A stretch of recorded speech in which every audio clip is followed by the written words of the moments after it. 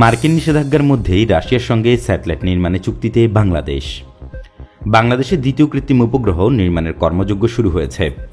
Bangabandhu satellite ২ বা BS-2 নামে এই স্যাটেলাইট নির্মাণ ও উৎক্ষেপণের জন্য রাশিয়ার রাষ্ট্রায়ত্ত মহাকাশ প্রযুক্তি প্রতিষ্ঠান রসকসমসের সাবসিডিয়ারি গ্লাবকসমসের সঙ্গে চুক্তি সই করা হয়েছে। গতকাল বিকেলে রাশিয়ার এই প্রতিষ্ঠানের সঙ্গে চুক্তি সই করে বাংলাদেশ স্যাটেলাইট কোম্পানি লিমিটেড বা BSCL। এমন সময় এই চুক্তি সই হল যখন মার্কিন যুক্তরাষ্ট্র বাংলাদেশের একটি বাহিনীর সাবেক ও বর্তমান কয়েকজন কর্মকর্তার উপর নিষেধাজ্ঞা দিয়েছে।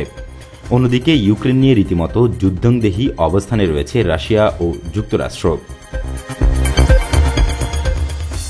এই স্যাটেলাইট নির্মাণের ঘোষণা দেওয়ার পর যে কয়েকটি প্রতিষ্ঠান আগ্রহ প্রকাশ করেছিল তার মধ্যে গ্লাবকসমসের পাশাপাশি ছিল চীনের রাষ্ট্রায়ত্ত প্রতিষ্ঠান গ্রেট অল ইন্ডাস্ট্রি কর্পোরেশন এবং ফ্রান্সের থ্যালেস অ্যালেনি স্পেস ও এয়ারবাস।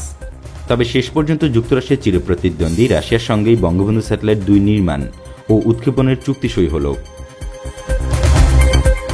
গতকাল এই চুক্তিতে সই করেন বাংলাদেশ স্যাটেলাইট কোম্পানির চেয়ারম্যান ও সিইও শাহজাহান মাহমুদ এবং গ্লাবকসমসের প্রধান নির্বাহী কর্মকর্তা বা সিইও দিমিত্রি লুসকোতেভ। এ সময় ডাক ও টেলিযোগাযোগ মন্ত্রী মোস্তফা জব্বার উপস্থিত ছিলেন।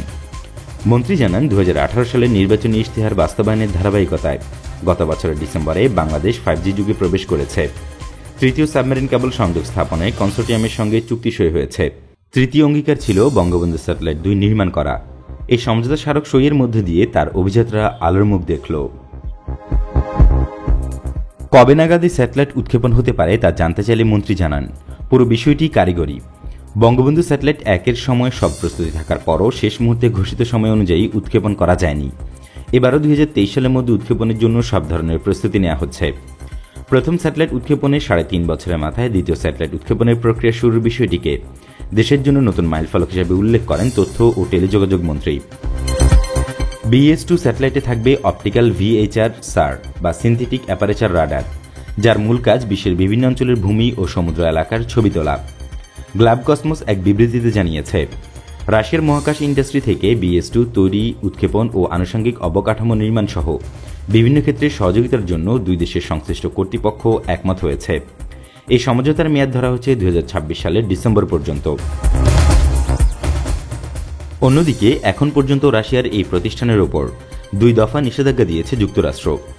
মার্কিন মিসাইল স্যাংশন লয়ের আওতায় মিসাইল টেকনোলজি কন্ট্রোল রেজিম বা MTCR এর নীতিমালার সঙ্গে কার্যক্রম অসঙ্গতিপূর্ণ হওয়ায় ১৯৯২ সালে প্রথম নিষেধাজ্ঞা দেওয়া হয়। এক নির্বাহী আদেশে গ্লাবকসমসের ওপর এই নিষেধাজ্ঞা আরোপ করে যুক্তরাষ্ট্রের পররাষ্ট্র দপ্তর, যার মেয়াদ শেষ হয় ১৯৯৪ সালে। পরে ১৯৯৮ সালে আবারও নিষেধাজ্ঞা দেয় দেশটি। সেই সময় প্রতিষ্ঠানটির কর্মকর্তাদের উপর যুক্তরাষ্ট্রে প্রবেশে নিষেধাজ্ঞার পাশাপাশি নিষেধাজ্ঞা থাকা অবস্থায় কোনো দেশ গ্লাবকসমসের সঙ্গে চুক্তি করলে সে দেশের প্রকল্প সংশ্লিষ্টদের ক্ষেত্রেও একই নিয়ম প্রযোজ্য হবে বলে উল্লেখ করা হয়। পরে ২০১০ সালে এই নিষেধাজ্ঞা প্রত্যাহার করা হয়। তবে নিষেধাজ্ঞার মেয়াদ শেষ হলেও গ্লাবকসমস সম্ভবত মার্কিন যুক্তরাষ্ট্রের সুনজরে আসেনি, কারণ ২০১৪ সালে ভারতের মহাকাশ গবেষণা সংস্থা ইসরো প্রতিষ্ঠানটির সঙ্গে একটি জিওসিনক্রোনাস স্যাটেলাইট প্রকল্প বাস্তবায়ন করে, কিন্তু সেই সময় প্রকল্পটি নিয়ে বিপাকে পড়তে হয় তাদের। ভারত নিজস্ব ক্রায়োজেনিক ইঞ্জিন ব্যবহারের মাধ্যমে সেখান থেকে বেরিয়ে আসে। সংশ্লিষ্টরা বলছেন, প্রতিষ্ঠানটির উপর মার্কিন নিষেধাজ্ঞার ইতিহাস রয়েছে, আর স্যাটেলাইটটির মূল কাজই হবে বিভিন্ন ধরনের ছবি তোলা। ফলে নিষেধাজ্ঞার কারণে ছবি তোলার ক্ষেত্রে বাধার মুখে পড়তে পারে BS-2। আবার যুক্তরাষ্ট্রের countering America's adversaries through sanctions act বা কাটসা সংক্রান্ত উদ্বেগের কারণেও রাশিয়ার তৈরি স্যাটেলাইট ব্যবহার করা ইউরোপ বা আমেরিকার দেশগুলো নিজেদের সীমানার ভিতরে ছবি তোলার অনুমতি নাও দিতে পারে। সেক্ষেত্রে যে উদ্দেশ্য নিয়ে বঙ্গবন্ধু স্যাটেলাইট ২ তৈরি করা হচ্ছে তার বড় অংশই ব্যাহত হতে পারে বলে আশঙ্কা প্রকাশ করা হচ্ছে। কূটনৈতিক সূত্রগুলো বলছে, সরকারের বিভিন্ন পর্যায় থেকে দফায় দফায় নিষেধাজ্ঞা প্রত্যাহারের অনুরোধের পরও র্যাবের বিষয়ে নেওয়ার সিদ্ধান্ত থেকে যুক্তরাষ্ট্র সরকার সরে আসেনি।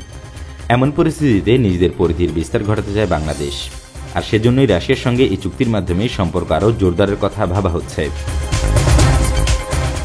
এর আগে ২০১৮ সালের ১২ই মে BS-1 মহাকাশে উৎক্ষেপণের মাধ্যমে বিশ্বের ৫৭তম দেশ হিসেবে স্যাটেলাইট উৎক্ষেপণকারী দেশগুলোর তালিকায় অবস্থান করে নেয় বাংলাদেশ। যুক্তরাষ্ট্রের ফ্লোরিডা থেকে BS-1 স্যাটেলাইটটি উৎক্ষেপণ করা হয়। বঙ্গবন্ধু স্যাটেলাইট ১ নির্মাণ করে ফ্রান্সের থ্যালেস অ্যালেনি স্পেস।